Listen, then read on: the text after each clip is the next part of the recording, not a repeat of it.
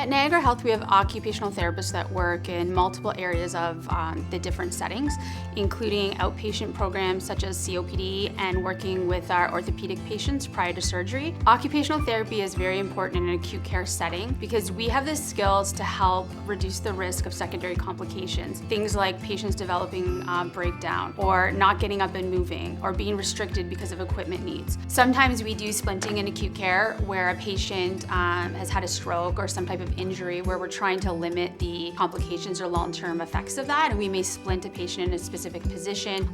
We can either make splints here that are custom, or sometimes we use prefab ones depending on the type of injury or illness that the patient has sustained.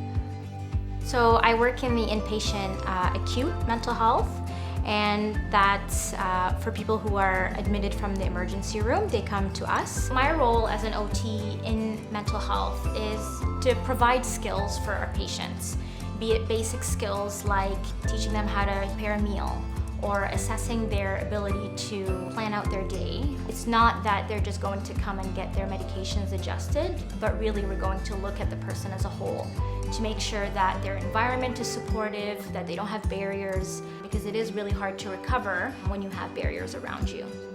Here at Greater Niagara General, we offer services in the stroke unit, which is a center of excellence for stroke recovery and for rehabilitation. We provide services to patients here on the floors in many units. We work on the medical, we work in Emerge, we work in ICU. I have a greater appreciation understanding what disease and certain diagnoses can have an impact on somebody's independence. Also to understand the value of independence, living an independent life, and how we can help people to achieve a lifestyle that is at their standard. So it gives me great satisfaction in regards to working with people and to see those gains and to make a difference in people's lives so they can live as independently as possible.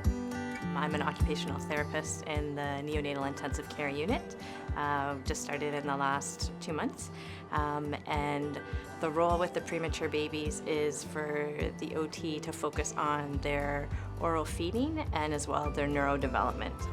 They face so many little challenges. The infants are so resilient. If we can help them have a more successful course, then that's an amazing thing to be part of. We use a principle called handling times in developmental care, and so that means that we try and make sure all aspects of care occur all at the same time so that the babies have longer periods of protected sleep. During handling times, we change the position the baby's in between lying on their back, their sides, and their tummies. And we want to make sure that they're in a good flex position and that they have containment around them because that's what they were used to in the womb. One of the strategies we use with feeding premature babies is feeding them with slower flow nipples and feeding them inside blinds so that we can help them with their swallowing coordination by slowing down the flow of the liquid. I became an occupational therapist because I love working with patients. It's very rewarding, and I feel that I make a big difference in someone's daily life, and I feel like an asset to the team here at the Niagara Health.